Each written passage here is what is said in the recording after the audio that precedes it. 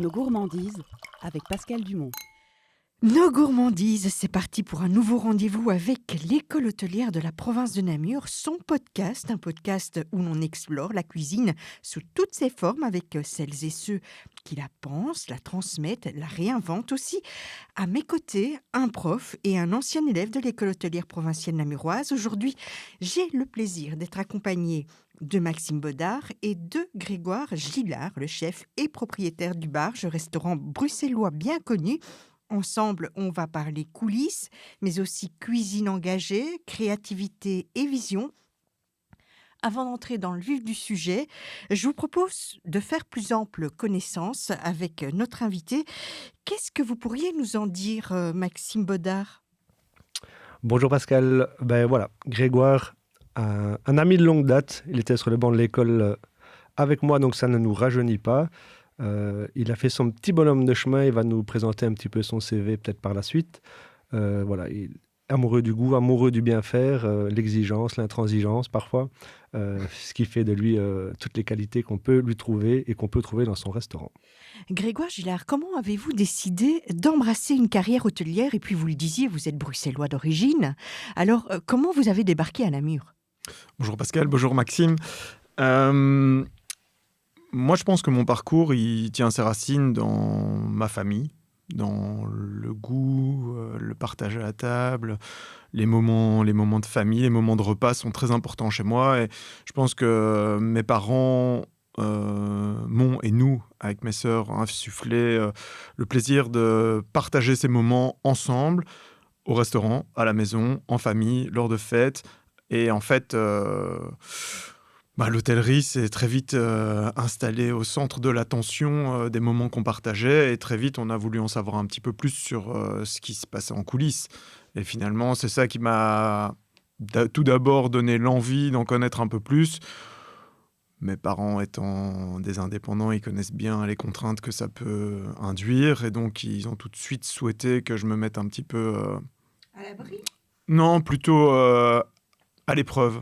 Et donc, ils m'ont envoyé en stage, avant même de commencer les écoles ou quoi que ce soit, pour voir un petit peu si j'allais apprécier ou me décourager.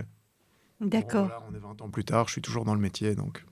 D'accord, vous n'avez tout de même pas commencé directement à l'école hôtelière, si je ne m'abuse. Non, j'ai fait un parcours classique. Mes parents tenaient beaucoup à ce que j'ai une formation complète, donc j'ai terminé mes humanités classiques à Louvain-la-Neuve avant de prendre la direction de l'école hôtelière et donc d'entreprendre ces 2 années de formation complémentaire, intensive pour les métiers de l'hôtellerie. Et puis ensuite, ça a été le grand saut dans le monde professionnel. Maxime Bodard, vous n'avez même pas expliqué ce que c'est la formation humaniste. J'allais y venir. Donc voilà, la formation humaniste qu'on a donc à l'école, donc c'est principalement axé pour des jeunes gens qui ont un diplôme à CESS, donc déjà classique. Donc ils viennent refaire en 2 ans ce que le cursus technique peut offrir en 4 ans. Et donc c'est des cours axés uniquement sur la profession, donc en plus étoffé. Donc il y a 3-4 jours de pratique, il y a de l'énologie, des métiers techniques, salle, etc. Donc ils ont salle et cuisine moitié-moitié. Donc ça c'est hyper important et on veut garder cette séquence-là de se dire, voilà, un bon cuisinier, il sait aussi ce que c'est le métier de salle et vice-versa. Donc voilà, ici après avec Grégoire, le petit déclencheur aussi, c'est qu'en 6e année, donc en 6e humaniste, on a eu la chance d'accompagner des chefs sur le culinaria. Donc c'était un regroupement de chefs donc, qui faisait un peu street food mais gastronomique. Et donc là, on s'est retrouvés tous les deux donc, chez Lionel Rigoléo du Comme Chez Soi. On a fait quelques canards ce jour-là. Et donc, on a eu l'opportunité, en tout cas tous les deux, d'être embauchés par la suite. Et ce qui fait que, voilà, moi, j'avais déjà signé quelque part moralement. Donc, Grégoire lui a accepté. Donc, c'était son lancement de carrière donc, à Bruxelles, chez Lionel Rigoléo, au Comme Chez Soi. Dans l'enseignement que vous avez reçu à la province de Namur, est-ce qu'il y a des choses auxquelles vous pensez encore aujourd'hui lorsque vous vous trouvez en cuisine, aujourd'hui dans votre propre établissement ? Oui, parce que, d'une part, je reste en contact avec l'école, pas constamment, mais régulièrement via Maxime, puisque c'est un ami, donc on reste quand même très proches, on se voit régulièrement et je prends beaucoup de nouvelles de l'école. J'y viens aussi assez régulièrement pour des journées d'examen, pour des journées de formation spécifique sur des thématiques où j'interviens ou où je me forme, ça dépend parfois des sujets. Et régulièrement, on accueille aussi des stagiaires de l'école hôtelière de Namur, au moins 1 à 2 fois par an, ce qui permet aussi de rester au contact de la partie pédagogie, mais aussi de pouvoir, voir où en sont les élèves aujourd'hui, quelles sont leurs attentes, leurs espoirs, leurs motivations, et pouvoir éventuellement, par ailleurs, embaucher quelqu'un que je connais déjà et qui a pu voir à quoi s'attendre dans mon restaurant. Est-ce que, vous vous connaissez bien, est-ce que vous avez d'autres souvenirs ensemble et des choses que vous reproduisez encore aujourd'hui éventuellement? Les souvenirs, on les crée au quotidien, mais moi, je veux juste rebondir sur le fait que la relation ici qu'on a avec Grégoire, elle est aussi professionnelle. C'est-à-dire que chaque fois qu'on se voit, c'est important cet échange. L'école n'est rien sans les maisons de stage et vice-versa. Donc je pense que là, on est en 2026 et on tape vraiment du poing en disant on a vraiment besoin de vous et vous avez besoin de nous. Et c'est l'échange. C'est de se dire qu'est-ce que vous attendez de nos élèves avec le métier qui bouge. Et aussi, on doit leur mettre au courant que les jeunes aussi évoluent, il y a un changement sociétal qui est là, et aussi vers quoi ils doivent aussi s'attendre pour la suite. Donc cet échange, que ce soit avec Grégoire, avec tous les autres, toutes nos maisons de stage, et il est hyper important au quotidien. Cela veut dire que les choses se passent différemment en cuisine aujourd'hui qu'hier? Les bases restent les mêmes, on va dire les techniques, on ne peut pas les révolutionner non plus, elles sont appropriées, elles sont modifiées, elles sont évidemment transformées avec les affinités et les modes qu'il peut y avoir. Mais je pense que les bases restent les bases. Maintenant, il y a des choses, voilà, en demandant à un restaurateur, est-ce que tu penses que c'est opportun, ou quand ils viennent justement en jury, c'était le cas de Grégoire, qui peut dire « Ah tiens, c'est marrant que vous fassiez encore comme ça, alors il y a d'autres techniques ». Et du coup, c'est aussi une formation même pour nous en tant que prof, se dire « Ah bah oui, c'est vrai que c'est sympa, on va peut-être plus loin, plus vite, on pense autrement ». Donc c'est vraiment cet échange qui est pour moi primordial. Grégoire Gillard, après votre formation, vous vous êtes frotté aux étoiles, il y a de prestigieux fourneaux. Est-ce que ça a changé votre manière de voir? Est-ce qu'à chaque fois, ça a été une expérience différente? Bref, est-ce que la réalité, est-ce que les coulisses sont différentes d'un établissement à un autre? Énormément, oui. Chaque établissement a sa spécificité. On peut penser effectivement, en pensant à des restaurants étoilés Michelin, qu'il y a un genre d'uniformité, que un restaurant étoilé Michelin, c'est comme ça. Mais en fait, non. La réalité, c'est qu'il y a des restaurants, et des restaurants qui sont mis en avant par notamment le guide Michelin, mais il y a plein d'autres guides aussi, Michelin étant un acteur majeur et, je pense, un des acteurs indissociables de la restauration aujourd'hui.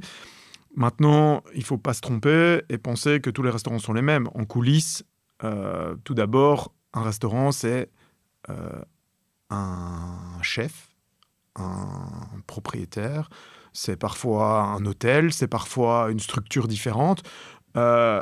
Mais derrière, il y a des humains. Et les humains ont pensé un projet, le mettent en musique et essayent de le faire évoluer. Il y a des clients qui viennent avec des attentes, avec des envies, avec des espoirs, et qui font évoluer le projet. Parce que c'est ça la réalité de notre métier, c'est de l'hospitalité. On accueille des gens, on essaie de leur faire plaisir, de leur faire vivre un moment, de les accompagner dans le moment qu'ils ont envie de vivre chez nous, en y apportant de la finesse, de l'élégance, de la justesse, de l'amour du travail bien fait, mais aussi un sourire, un accueil, une boisson qui va accompagner son menu, un conseil. Bref, l'hospitalité au sens large est différente dans chaque endroit. Chaque endroit a ses spécificités. Et pour moi, au travers de mon parcours, j'ai rencontré beaucoup d'identités de restaurants différentes. Et je ne parle même pas là seulement de la cuisine, mais vraiment au sens large. Et je trouve que c'est hyper important de se rappeler des gens qui sont derrière les projets. Parce qu'on le voit de temps en temps, les restaurants, au travers des générations, évoluent. Le même restaurant peut connaître plusieurs chefs. Parfois, c'est une transmission de père en fils. Parfois, ça reste dans la famille. Parfois, pas du tout. Et on voit que le restaurant garde un style, mais malgré tout, la cuisine change. l'accueil change, le style de la carte des vins change. Et ça, je pense que c'est un des métiers où on a la chance de pouvoir faire évoluer au sein même d'une même structure, une même carcasse, plein d'identités, de philosophies, d'ajuster les petits détails au quotidien. Maxime, comment on fait pour expliquer ce qui vient de nous être dit là aux élèves? Parce que ça a de quoi... quand on commence, on a son petit bagage, sa ligne de conduite, c'est leur dire vous allez encore apprendre, mettez-vous dans l'ambiance. Mais si je peux me permettre, l'école hôtelière, pour moi, c'est comme le permis de conduire. C'est pas parce qu'on a obtenu le permis qu'on est un pilote. L'expérience, elle se crée au fur et à mesure des kilomètres parcourus. Des rencontres. Et il faut bien se rendre compte que l'école donne des bases, même parfois bien plus que des bases. Elle donne une ligne de conduite. Et pour moi, je pense que Maxime est pleinement dans cette dynamique. C'est de la transmission et c'est de la préparation au monde professionnel. Mais pour autant, un cuisinier n'est vraiment cuisinier, voire chef, qu'après beaucoup d'expériences accumulées. Et ça, on ne peut l'apprendre qu'en se frottant au métier, je pense. Maxime. Non, c'est très bien résumé. Je pense que l'école, et je reviens avec ses bases, on apprend des bases, et là je rejoins vraiment l'idée un peu du permis. C'est-à-dire qu'on vous donne des bases, on vous donne aussi la manière de le faire. Moi je pense que c'est hyper important, on parlait d'accueil, un métier de service, et ça je pense qu'il ne faut vraiment pas l'oublier. On est là pour faire vivre un bon moment. On parle de vin, on parle de plein de choses, je pense que le moment il se crée en fonction d'avec qui on est à table. Et vous pouvez faire 2 fois le même menu. Je pense que c'est un vécu au quotidien dans un restaurant. Être dans une justesse de menu et de se dire, en fait, le même soir, 2 tables différentes ont vécu un moment totalement différent en fonction de si c'était un business lunch, si c'était des amis qui venaient fêter quelque chose, une famille ou autre. Donc nous, à l'école, ici, on apprend des bases. Les bases, elles évoluent, comme je disais tantôt, mais je vois bien ici, par exemple, je parle des 6e, c'est la finalité avec le chef Denis, là, pour le moment. Il revoit des consommés, il revoit des choses à la carte qui étaient dressées et servies différemment. On donne juste l'enveloppe qui est autour, elle peut changer, donner un côté plus attrayant. Mais voilà, sachez qu'avec ça, voilà tout ce qu'on peut décliner. Mais le côté un peu exigence, le côté du travail bien fait, je pense que c'est hyper important. Les conscientiser à la pêche durable, aux légumes de saison, à toutes ces choses-là, ça c'est notre boulot. Et maintenant, après, ils en font ce qu'ils veulent, entre guillemets. Nous, en tout cas, on leur passe vraiment un flambeau et après, ils doivent aller faire leur petit bonhomme de chemin, aller se frotter à des belles maisons, se frotter. Tout le monde n'est pas fait pour faire des étoilés. Maintenant, il y a des très bonnes brasseries. Je pense que ce n'est pas le fait juste d'être dans un étoilé, c'est de faire le travail à 100% et de se dire, les 3 minutes que j'ai pris en plus là, pour faire tel ou tel produit, ça fait toute la différence. Et c'est vraiment quelque chose du quotidien. Faites les choses à fond, faites-les bien. Et ça, je pense, c'est une des valeurs de l'école, que ce soit en salle, en énologie, en cuisine ou autre, c'est de le faire à fond et pour le client. Alors, on tourne autour de cet aspect durabilité. Et la durabilité, c'est quelque chose que vous placez au top, vraiment. Pour rejoindre un peu ce que disait Maxime, je pense qu'aujourd'hui, la restauration n'a jamais été aussi diversifiée que ce qu'elle nous est présentée. Il y a une multitude de concepts, il y a une multitude de manières de la pratiquer, de la consommer, de la vivre, de l'expérimenter. On est dans un monde où l'information est très vite communiquée et on essaye au maximum d'être transparent là-dessus avec les équipes et avec les clients. Je pense que c'est gagnant pour tout le monde, mais du coup, on peut aller un peu plus loin aussi dans ce qu'on transmet à la clientèle. Aujourd'hui, une recette, ça ne se limite pas juste à ce qui est visible dans l'assiette. Une recette, c'est aussi effectivement du sourcing, c'est aussi une relation en amont avec un producteur, c'est aussi énormément de réflexion en amont pour se préparer à ce que lorsque le produit sera prêt, à être prêt à le travailler et à le proposer, à inviter la clientèle à le découvrir. Les clients n'ont jamais été aussi curieux que de savoir ce qui est dans les assiettes. Maintenant, c'est à nous, en tant que professionnels, d'arriver à avoir le mot juste, la présentation, la justesse technique, et, on va dire, donner les sous-titres aussi, parce que parfois, on se retrouve un peu comme on va dans un musée, on n'est pas armé pour pouvoir décrypter un courant, pouvoir savoir à quoi ça se rattache, pouvoir comprendre une œuvre. Eh bien, c'est la même chose devant une assiette. On peut se trouver devant quelque chose qui a l'air délicieux, qui a l'air attrayant, mais ne pas forcément comprendre quelle idée a voulu être développée, ou la manière dont on l'aborde, la prise de position, pourquoi on le travaille cru, cuit, en telle texture, qu'est-ce qu'on apporte comme identité.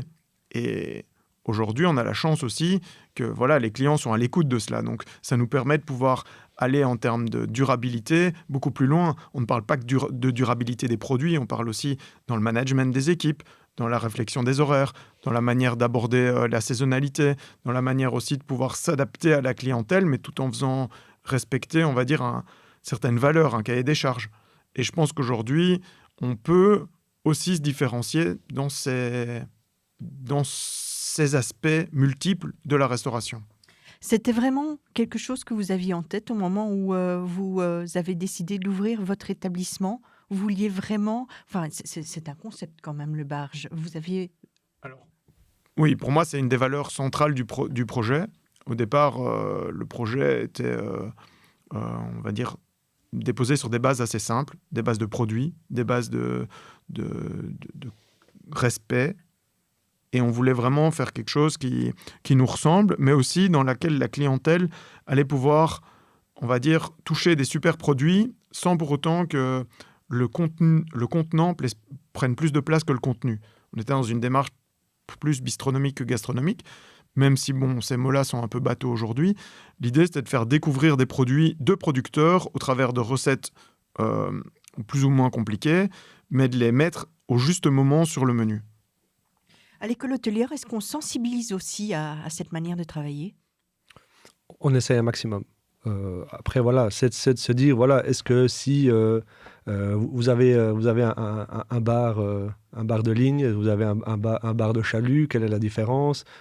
Après, on doit les conscientiser et rester assez neutre aussi, dans le terme où, qu'est-ce que vous feriez, vous, si c'était votre restaurant ? Est-ce que les clients sont prêts à payer des 50 €, 60 € du kilo ?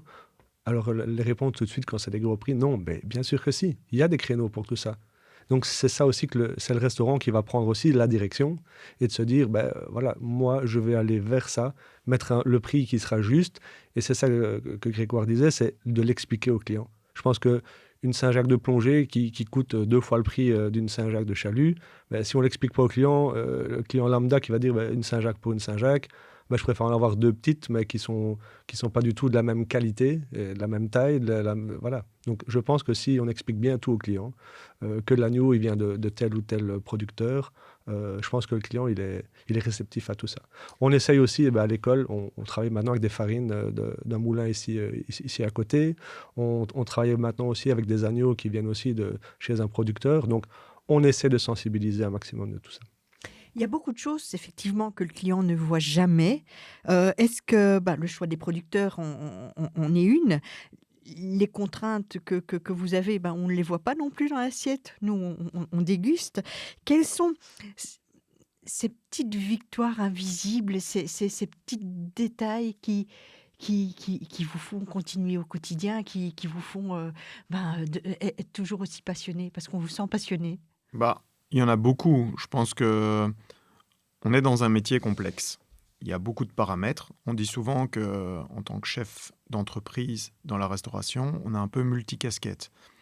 Et je pense que c'est vraiment ça.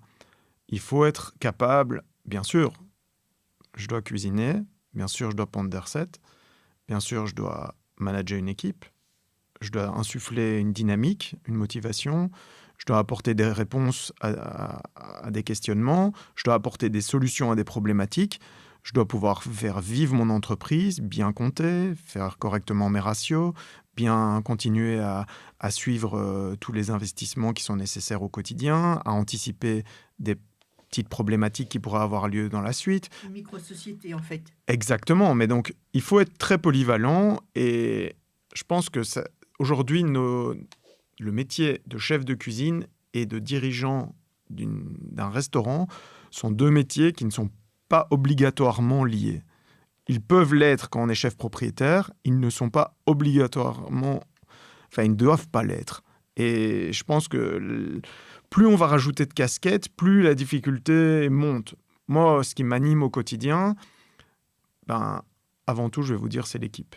C'est mon équipe, Moi, je vois mon métier comme un sport de haut niveau.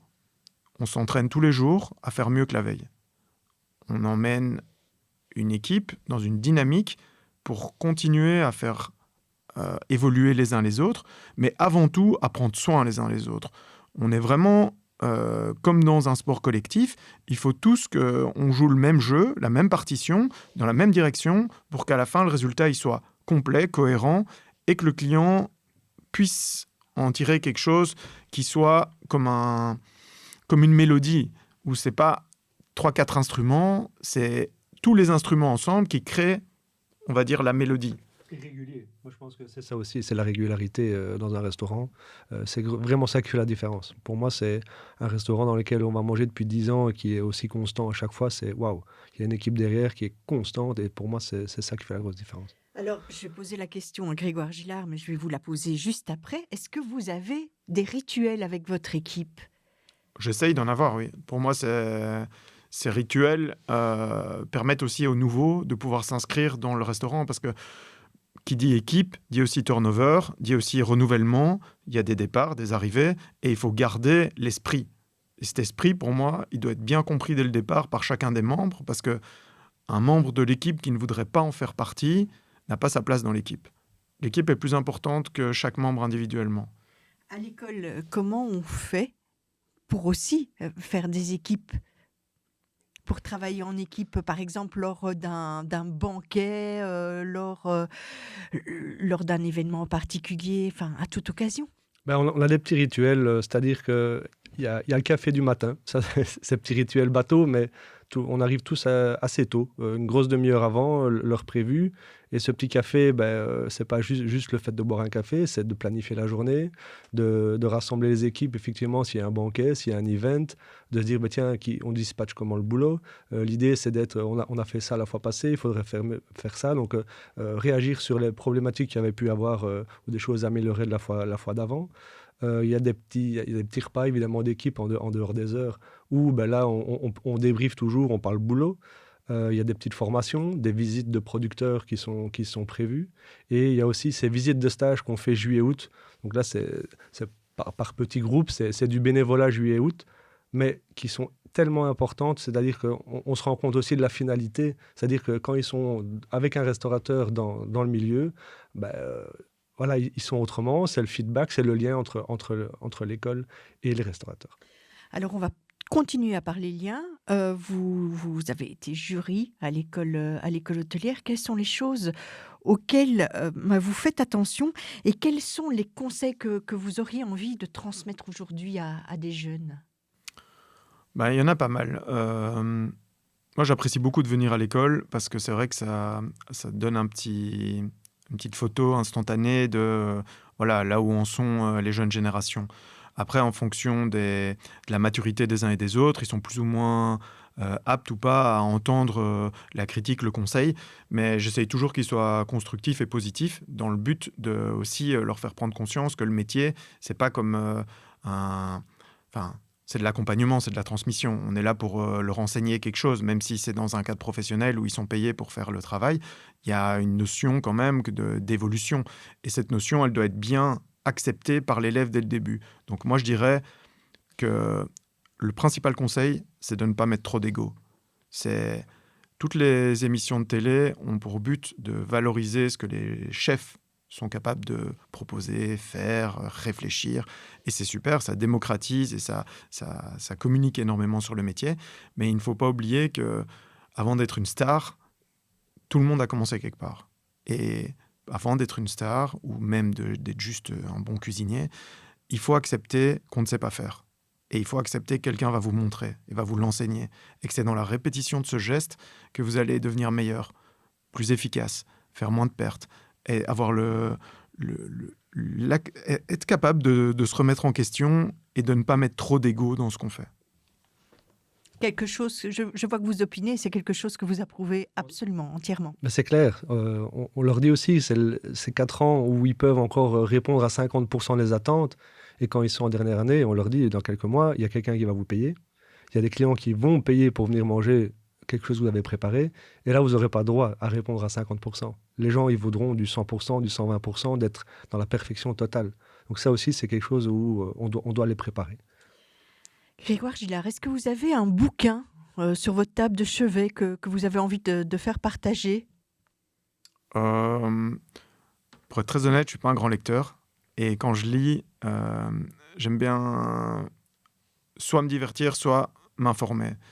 Moi, il y a un bouquin que j'aime beaucoup, un magazine plutôt que j'aime beaucoup, qui s'appelle le YAM, qui met en perspective des chefs, mais pas que. Ça parle aussi de produits, ça parle aussi de services, ça parle aussi de porcelaine, de verrerie, de matériaux de cuisine, d'inventivité, d'innovation. Et j'aime bien rester au contact de toute cette culture qui circule autour de la gastronomie, parce qu'on a tendance à parfois résumer trop la restauration à le vin et la nourriture. Mais en fait, c'est beaucoup plus que ça. Et il y a beaucoup de métiers qui circulent autour et qui, en fait, enrichissent au quotidien notre compétence, notre manière de voir le métier. Et donc, je pense que c'est nécessaire, en tant que jeune, mais aussi plus âgé, de continuer à s'informer. Notre métier est en continuel mouvement et il faut absolument ne pas se lasser, mais garder un œil, on va dire, un œil d'enfant, un œil attentif, passionné, motivé. Et c'est ça qui permet, je pense, au quotidien de aussi ne pas s'endormir sur ce qu'on faisait la veille, mais plutôt réfléchir déjà au lendemain. Ça passe vite, hein. Il est déjà temps de refermer cette savoureuse parenthèse. Merci à Maxime Bodard, merci également à Grégoire Gillard, le patron et le chef du Barge à Bruxelles. C'était nos gourmands du jour. On se retrouve très vite avec d'autres gourmands pour découvrir d'autres expériences, d'autres saveurs, d'autres histoires aussi. C'était Nos Gourmandises, le podcast de l'école hôtelière de la province de Namur. Je vous dis à bientôt.